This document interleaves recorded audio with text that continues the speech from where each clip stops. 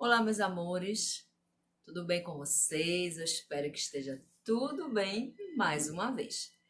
Hoje, nossa aula de ciências. Vamos trabalhar as camadas da Terra. Prestem atenção, tá? Hoje está sendo um vídeo diferente. Tá? Hoje eu estou falando com vocês, diretamente com vocês, tá bom? Então, concentre-se, pegue o material, peguem o livro, né? E acompanhe a leitura. Tia vai fazer a leitura de algumas partes do livro e aí explicar um pouco a vocês, fazer uma explanação. Infelizmente, não tenho aí vocês para poderem me perguntar ou interagir comigo, tá? Mas aí, qualquer dúvida que vocês tenham acerca deste conteúdo, não esqueçam. Por favor, falem comigo lá no nosso grupo da sala de aula, tá ok? Mas vamos lá para a nossa aula. Prestem bem atenção. Com o livro na mão, acompanhe a minha leitura. A Terra é formada por camadas com características bastante diferentes. A crosta, o manto e o núcleo. Vamos imaginar um ovo. O livro de vocês traz até essa sugestão. Então eu trouxe um ovo para vocês, tá bom? Por que o ovo? Porque ele representa bem a questão das camadas do nosso planeta. Então eu tenho aqui a casca do ovo. E a gente sabe que ela é o quê? Ela é durinha, não é isso? Então é com a crosta terrestre do nosso planeta. A crosta, ela é sólida, ela é dura. Só que no ovo, quando nós tiramos a casca dele, a gente tem o quê? A clara, que é uma parte mais macia, né? Menos dura, menos rígida do que a casca do ovo. Só que neste ovo, se nós abrirmos ele aqui no meio, ó, o que é que eu tenho? A gema do ovo. Então a gema vai ser o quê? A parte ainda mais macia do que a que corresponde à clara. Então aqui para vocês, certo? O que é que eu tenho aqui com essa ilustração? O ovo que vai nos representar e representar bem as camadas do nosso planeta. Tá? Quando eu falo de crosta, de manto e de núcleo. Ok, pessoal? Porém, acredita-se que o planeta sempre apresentou o formato que conhecemos atualmente. Alguns cientistas dizem que a Terra não era sólida e possuía um aspecto de uma grande bola de fogo. Com o passar do tempo, a Terra foi esfriando e a camada superficial foi tomando consistência sólida. O fato mais importante ocorrido durante todos esses bilhões de anos foi o surgimento dos organismos vivos que povoaram o nosso planeta e deram origem às diferentes espécies que conhecemos hoje. Os geólogos estudam as transformações que aconteceram, baseando-se principalmente nos estudos das rochas. Então, o que a gente pode obter aqui de informação que nós lemos são algumas informações que até já trabalhamos no nosso vídeo aula anterior, quando nós estudamos a idade da Terra. Falamos dos organismos vivos, os primeiros organismos vivos que ocorreram no nosso planeta, quando o seu surgimento se deu, um fato importante para a evolução e para o surgimento do nosso planeta. Vimos a questão de como é que os cientistas, por exemplo, sabem como é a idade do nosso planeta, porque as rochas, os fósseis, são elementos que eles utilizam para justamente ver como é e descobrir a idade do nosso planeta, da nossa Terra.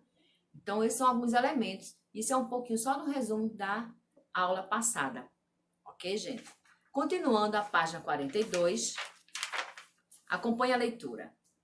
As camadas da Terra são classificadas em 3 tipos, que nós já vimos, que são divididos de acordo com os critérios químicos e físicos.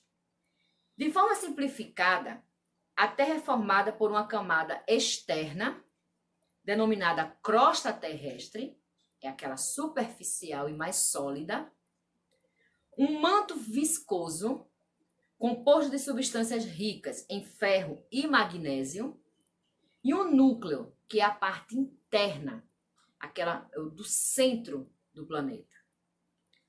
O nosso planeta está formado por camadas externas, que vão do solo até o espaço exterior, e as internas, que estão abaixo do solo. Cada uma delas possui suas próprias características e possui dimensões diferentes.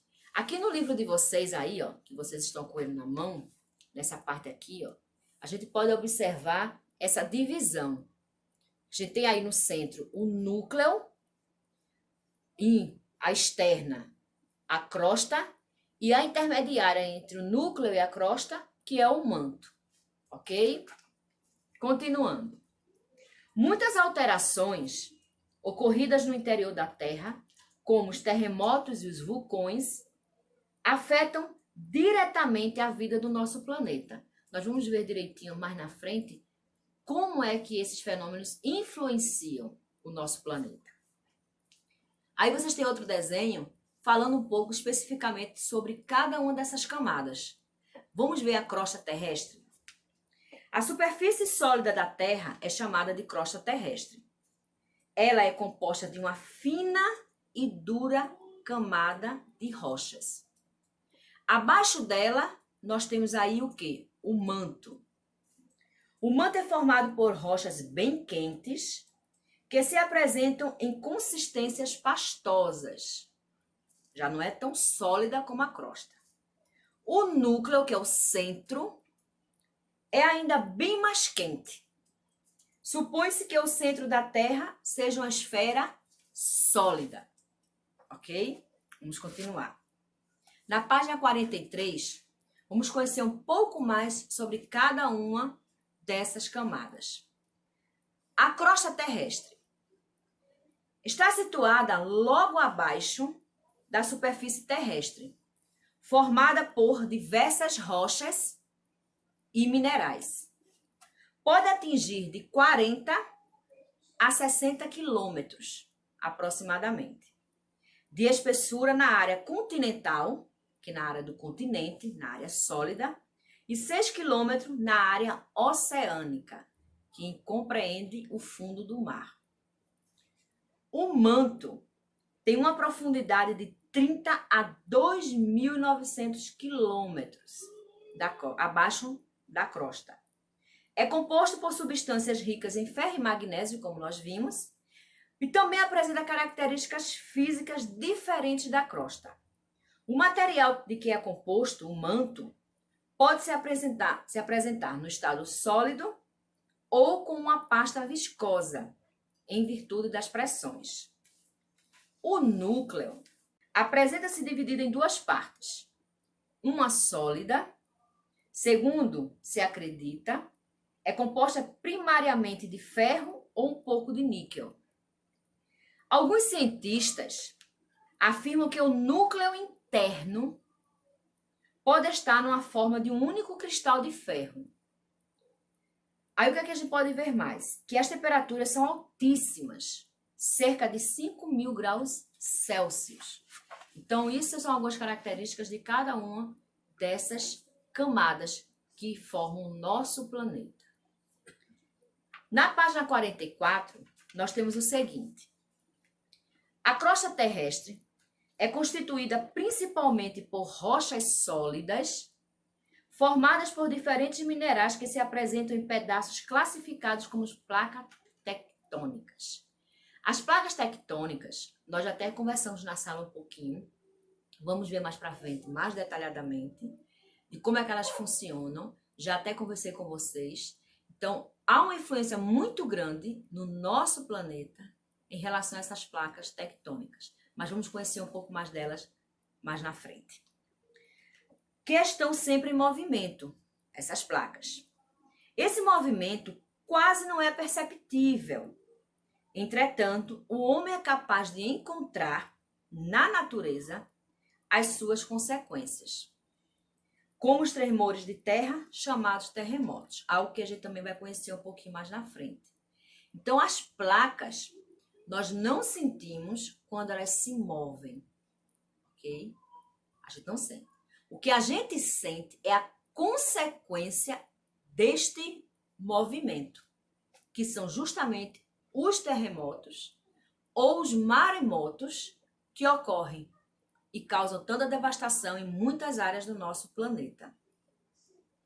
Continuando. Os terremotos ocorrem por causa do atrito entre as placas tectônicas. Este fenômeno nos faz a Terra tremer e se deslocar. Foi aquilo que eu falei. As placas, elas se atritam, elas se chocam uma na outra. Então, essa pressão que ocorre no choque libera uma onda muito forte de força.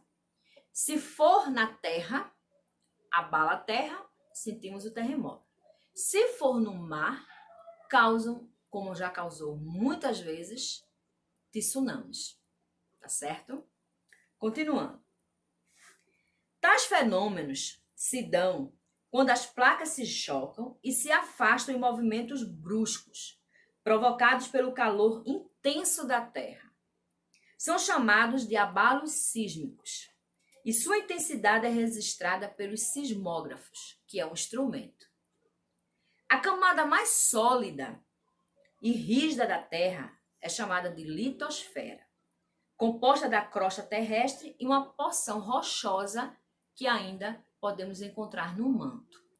Agora nós vamos ver esse assunto aqui, ó. As placas tectônicas. As placas tectônicas se movimentam na superfície da Terra e interagem de maneiras diferentes, que são independentes, podendo colidir, afastar-se ou deslizar lateralmente. São nas regiões das bordas que esses movimentos acontecem, explicando eventos geológicos, como os terremotos e as erupções vulcânicas. Então, o que acontece? As placas, elas podem se chocar, se afastar ou simplesmente deslizar uma ao lado da outra. É claro que o atrito entre essas placas é que geram maiores consequências. Mas essas consequências são geradas justamente na borda de cada uma dessas placas. Vocês vão observar como são essas bordas, como é que está distribuído no nosso planeta as placas tectônicas. Daqui a pouquinho vocês vão observar isso. Vamos à página 45 e vamos falar sobre este assunto agora. Terremotos. São abalos bruscos da superfície da Terra que ocorrem principalmente nas regiões de encontro entre as placas, como eu acabei de falar. Sismógrafo, como nós já vimos na página anterior, é um instrumento que registra abalos sísmicos, que são os terremotos.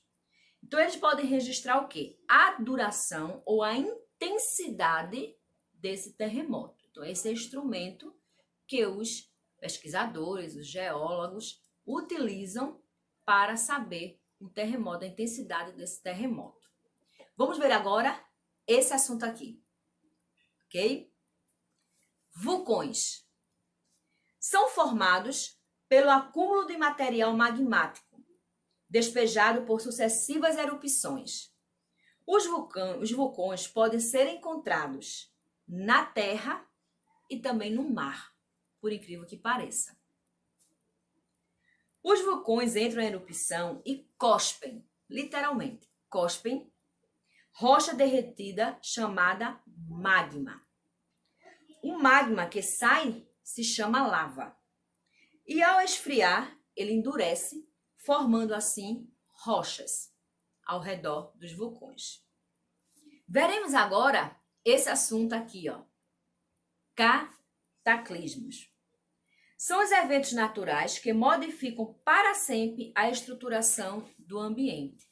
Quando ocorre um vulcão que entra em erupção, quando ocorre um maremoto, quando ocorre tempestades. Então, sempre que ocorre algo da natureza que venha em grande destruição, toda o ambiente, toda aquela área, muitas delas são devastadas. Muitas delas sofrem modificações. Então, todas essas ações da natureza, esses eventos naturais que influenciam o nosso planeta são chamados de cataclismas.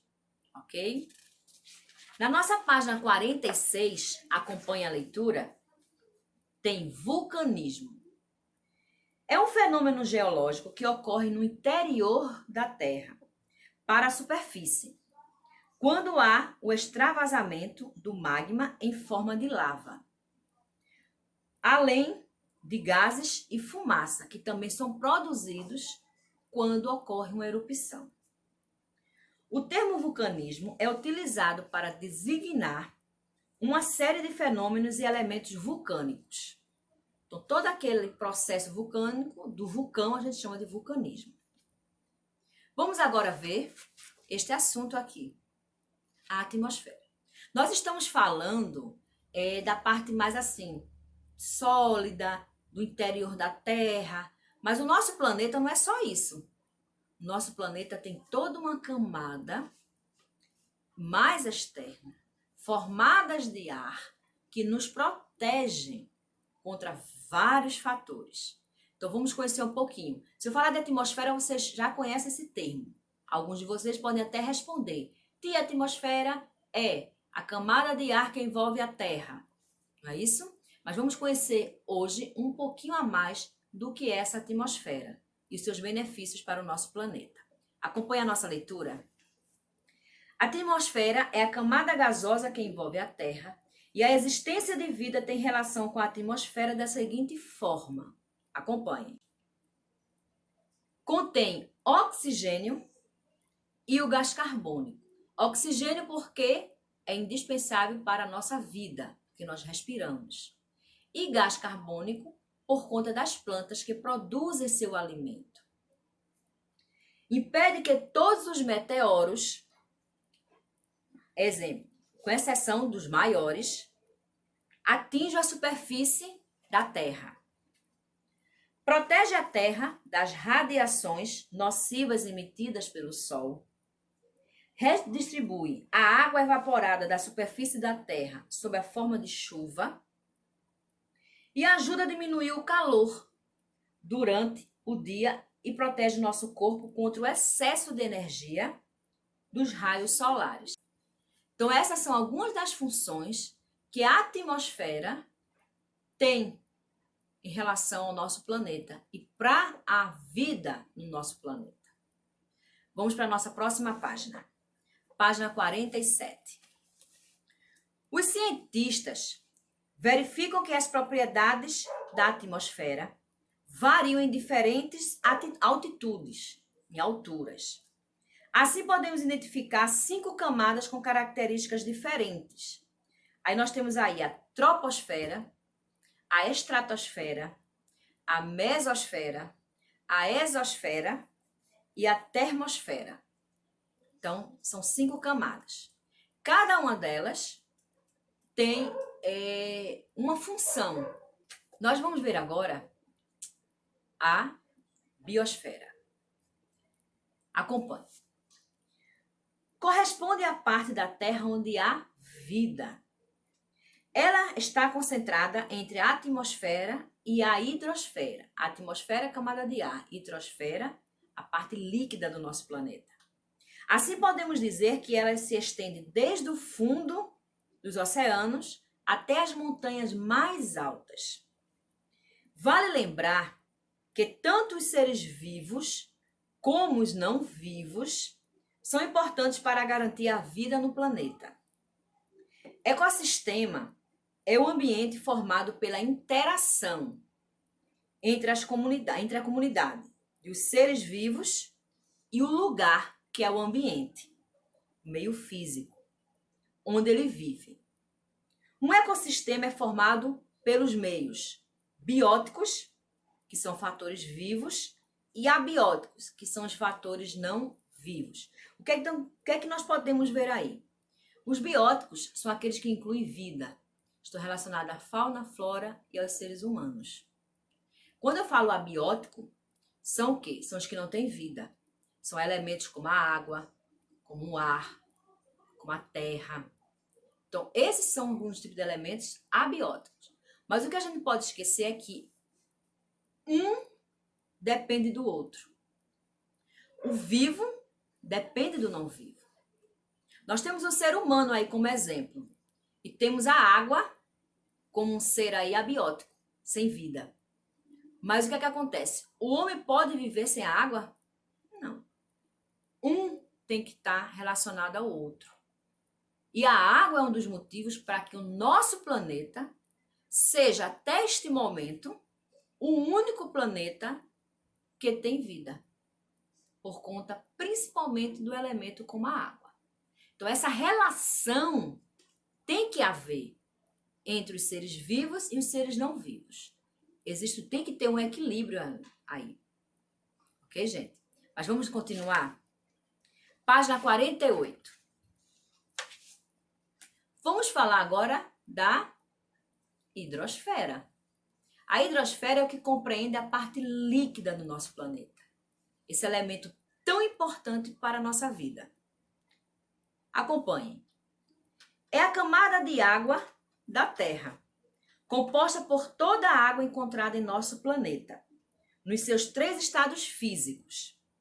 Líquido, que nós temos aí a água e as águas, né? Mares, oceanos, rios e lagos. O sólido, que é o gelo que cobre os polos norte e sul.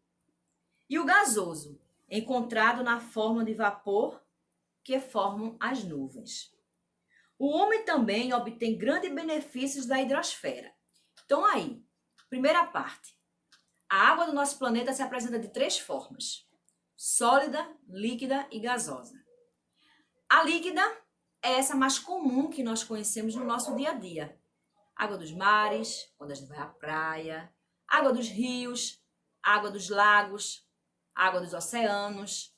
Então, toda essa parte líquida é uma das formas de como a água se apresenta no nosso planeta. Aí a gente tem a sólida. A sólida, ela só é vista no nosso planeta, nos nossos polos, no polo norte e no polo sul. É onde tem a maior concentração de água congelada. E a gasosa, que aí é a água encontrada em nossas nuvens. E quando a água aqui nossa evapora, forma as nuvens. Então aí a gente tem ela representada em forma gasosa. Ok, gente? Então, essa são as formas que nós podemos encontrar a água em nosso planeta. Mas fora isso, o homem também tira benefícios da água. Então vamos ver. Por exemplo, com a água, o que é que nós podemos fazer? Beber, tomar banho, ter higiene, não é isso? Então, a água que proporciona ao homem essa condição de vida. Então, nós temos aí. E outra coisa, a grande parte também da subsistência do homem vem das águas. Ele tira os seus alimentos das águas. Somente aquelas pessoas que vivem no litoral, que são os pescadores, pessoas que precisam do mar para sustentar sua família. Então, essas pessoas tiram sustento. É uma forma também do homem tirar, sem falar das navegações, né?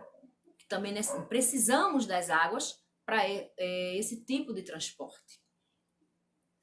Mas vamos continuar.